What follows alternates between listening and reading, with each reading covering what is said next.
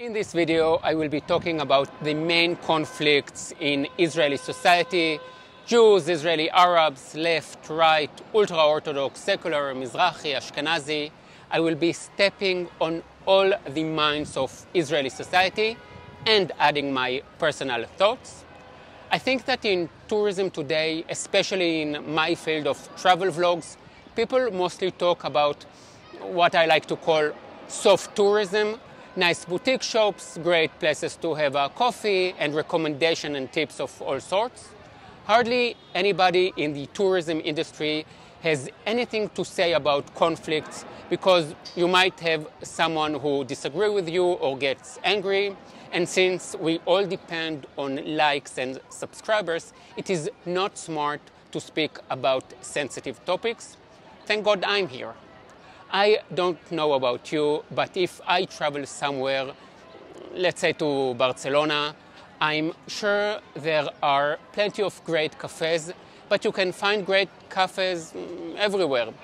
If I'm going there, I want to learn about the people, about that particular society and what people are dealing with. If the tension between Barcelona and Madrid is a big issue, is the tension ethnic or maybe religious or economic? Is the tension there like in other places in Europe, like Scotland and England, or is it totally different? I'm making this video because conflicts are the cracks in society that let you see right through it and help you understand it better. Now, we live in a time when you're only allowed to criticize your own group, and when you talk about other groups, you're only allowed to say, they make great food. I don't like it. I hate political correctness. I love criticism and critical thinking. Don't talk to me about the weather. Make me think, challenge me. And you are more than welcome to criticize me as a Jew, as an Israeli, as a tour guide, as a man, as a modern father, and even as a Britney Spears fan. And if I get offended, then I will open my ID card, say that I'm not a 6-year-old anymore, and get over it. Now, seriously, I will take the risk of being offended if I get the chance to hear something true and meaningful. I'm saying this because there is a good chance that some of you will not like what I'm going to say here, and that's okay. I would love to read your comments, but be fair and don't go out of your way to try not to understand what I'm saying. This is a short video about a huge topic, and I will make generalizations. Just to make sure we are on the same page, here is a quick example. If I say that men are more violent than women, does it mean that I hate all men? No. Does it mean that all men are violent? No. Does it mean that no women ever used violence? No. If I say that men are more violent than women, I simply mean that men are more violent than women. Okay, so let's get started. The first conflict is the national and religious one that exists between the Jews and the Arabs. Israel's population is about 9 million. 7 million are Jews and 2 million are Arabs. Now, to be clear here, I'm not talking about the Palestinians, who are Arabs living in Gaza and the West Bank under the control of the Palestinian Authority. I'm talking about Israeli Arabs. Arabs from Jaffa, the Galilee, the Bedouins in the Negev Desert, Arabs who have been living in Israel since 1948 and have, as we say in Hebrew, a blue ID, like me. The tension is obvious. Israel defines itself as being a Jewish and democratic, and the Arab minority is not Jewish. Most of them are Muslim, and they are not really democratic. This is not only a theoretical schism. Many Jews consider the Israeli Arabs a threat as they have relatives in enemy states. On the other hand, the Arabs see themselves as a minority that suffers from discrimination that is rooted in the definition of the state. Moreover, until the establishment of Israel, the area covered by the land of Israel was ruled by Muslim empires for 800 years, and now the Arabs find themselves a minority in a Jewish state. But, and this is something you won't hear in the news, If you give the Israeli Arabs the option to live under Palestinian rule, they choose to stay a part of Israel. This isn't a theoretical scenario either. People talk about swiping lands, making the Israeli settlements in Judea and Samaria a part of Israel, and Israel giving Arab settlements over in return. But the Israeli Arabs don't want to do that. The unspoken truth is that Arabs have better life in Israel, the Jewish state, than in any other Arab country in the Middle East.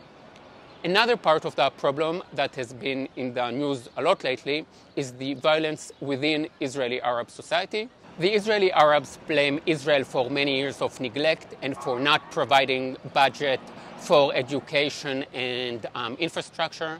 And the Jews accuse the Arabs of not cooperating with the police. We also accuse the Arab politician who sits in the Israeli parliament of not taking care of internal issues relating to Arab voters and only allying with the Arab countries that want to destroy Israel. In some areas, the Israeli Arabs are becoming more Israeli, and in others, mainly on political level, they identify themselves as Palestinians and not Israeli Arabs.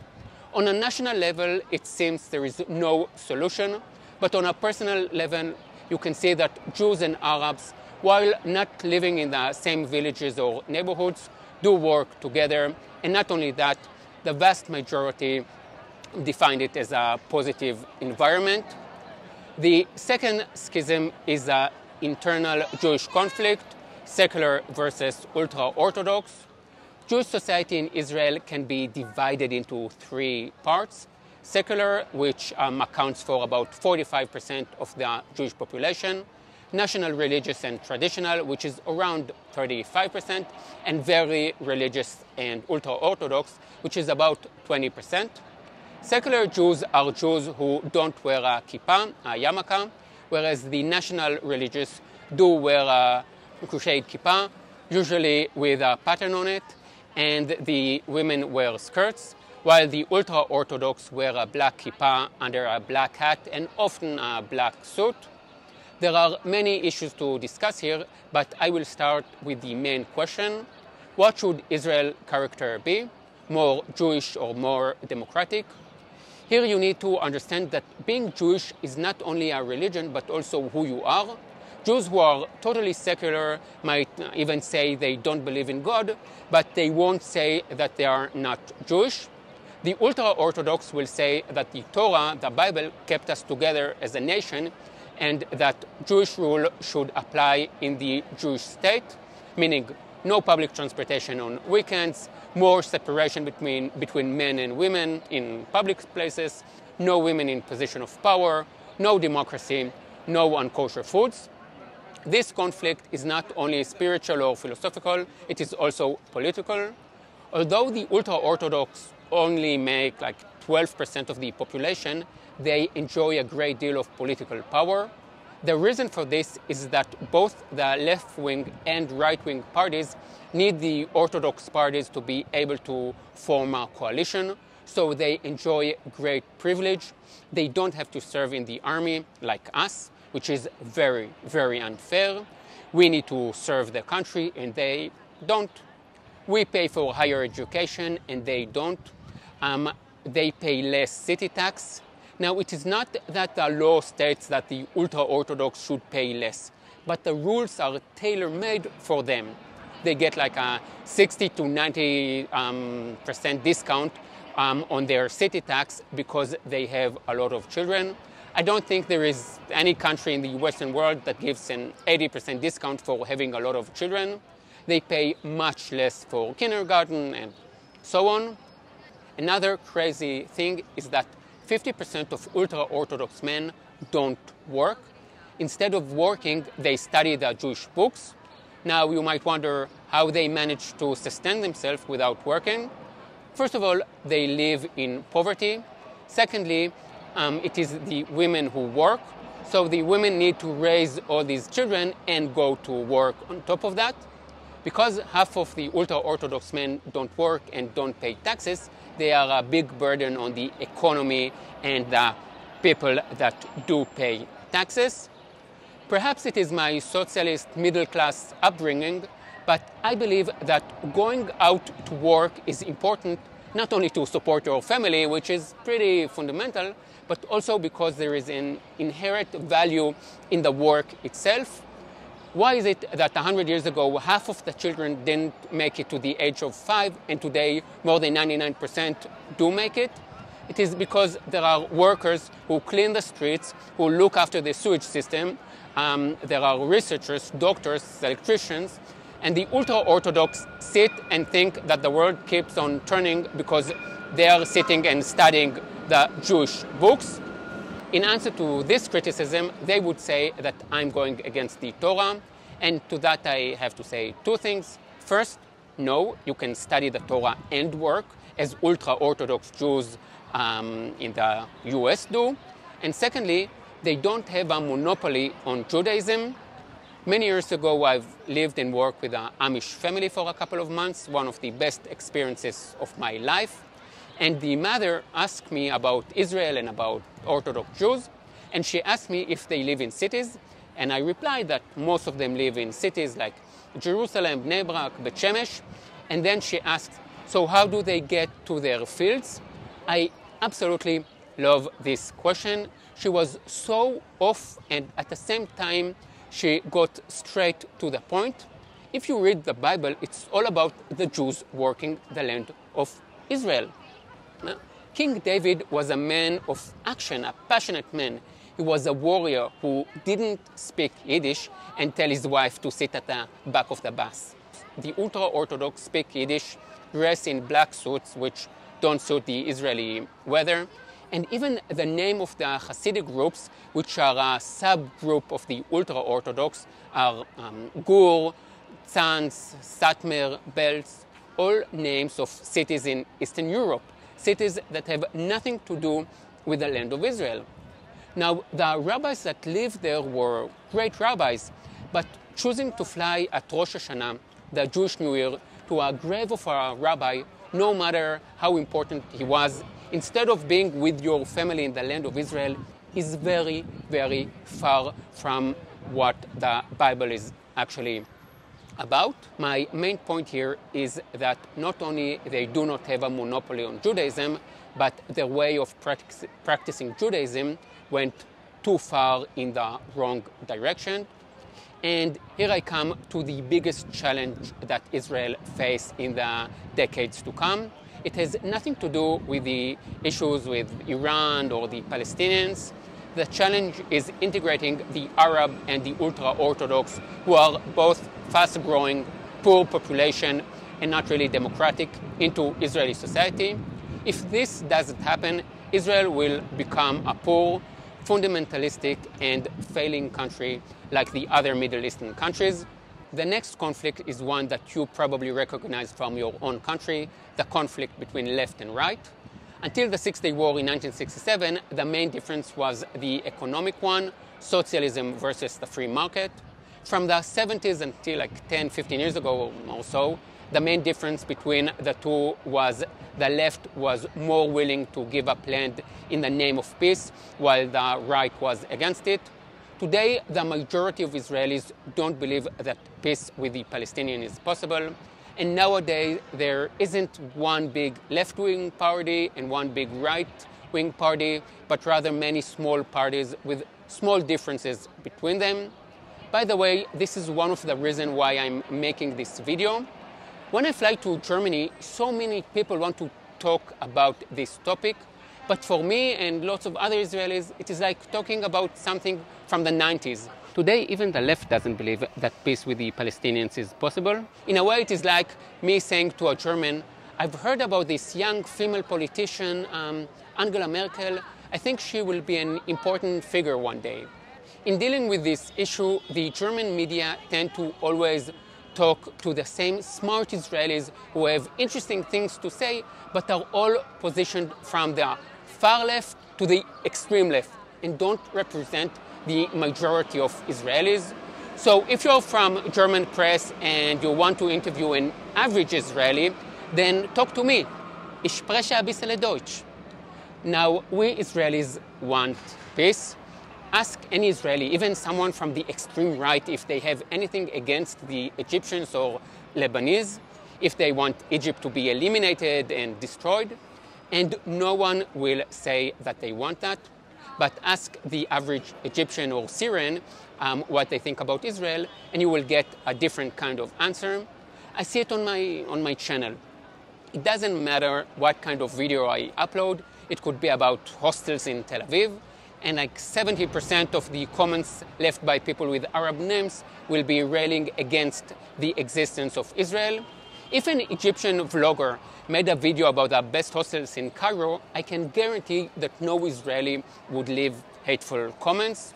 When we Israelis see that the Arab Spring turned to an Islamist winter, that no Arab Muslim society succeeded in creating a democracy with human rights, when we see that what they're doing to each other in Syria, Assad, Al-Qaeda, al-Baghdadi, ISIS, when we see that the Lebanese hate us as much as they do, even though we have no border issues with them, as much as we Israelis want peace, as long as the Arab side doesn't accept our existence as a Jewish state, as long as books like Mein Kampf are bestsellers in Arab world, as long as they teach their children to become shaheeds and martyrs, there will be no chance for peace. Golda Meir, the Israeli prime minister in the 70s, said that peace will come when the Arabs love their children more than they hate us. Sadly, large part of Arab Muslim society in the Middle East are not there yet. If you want to talk politics with Israelis, my advice is not to start with this topic. I made 2 videos that sum up the Israeli view on this topic. I will leave the links below. Besides, I've just given you enough other topics to talk about. The next tension is between the Ashkenazi and Sephardic Jews. This is a much less serious tension than the other 3 I've mentioned, but it does exist. I have to say that I'm ashamed and embarrassed that I need to talk about it, but just because I don't like it doesn't mean it is not there. The Ashkenazi are Jews whose ancestors came from Europe, while Sephardic Jews, Mizrahi Jews, have ancestors who came from Arab countries. Now, I think it is perfectly okay to be proud of your heritage, but if the birthplace of your grandmother still plays a significant role in your life, then, man, you haven't accomplished much in your life. There are lots of marriages between Jews from these 2 groups, so the tension is decreasing. But in general, Ashkenazi Jews are like more extreme, either totally secular or ultra-orthodox, and Mizrahi Jews are more traditional. Ashkenazi Jews are wealthier than Mizrahi Jews, but again, it is getting more and more mixed. The only instance of segregation is ultra-Orthodox Jews not wanting to mix with Sephardic Jews. The last tension involves the biggest generalization I will make, and one that sums it all up. This last tension exists between the center of Israel and the periphery, or in other words, the difference between the Tel Aviv area and the rest of Israel. Tel Aviv and the cities to the north of Tel Aviv are richer, more secular, left-wing, and open to the world. The rest of Israel is poorer, more religious, right-wing, and less open to the world. I'm only adding this as this is a travel vlog, and as a tourist moving around the country, you will see the difference between Tel Aviv area and the rest of Israel. Now, although I've been talking about the cracks about what divides us, Jews and Arabs, secular and ultra-Orthodox, Ashkenazi and Mizrahi, I think that at the end of the day, almost all Israelis know that the labels we give ourselves and others, Jew, Arab, lefty, tell only one side of the multi-sided story, and nobody can be defined as being just rich or just religious or just gay. Israelis, I think, do see the human side. There is almost no political violence between the different groups, no demonstration that end with broken shop windows or people lying wounded in hospitals. I think there is a basic understanding that no one is going anywhere, and tomorrow morning we will all still be here, whether we like it or not. That's it. As I said at the beginning, making these kind of videos is not a particular smart thing for me to do as a creator, but I really think that it is important, and I hope you enjoyed it and learned something. If you did, please hit the like button and write a comment. And one last thing, take a moment to think how you would describe the conflicts in your country. It's not an easy task. See you in the next video. Yalla bye.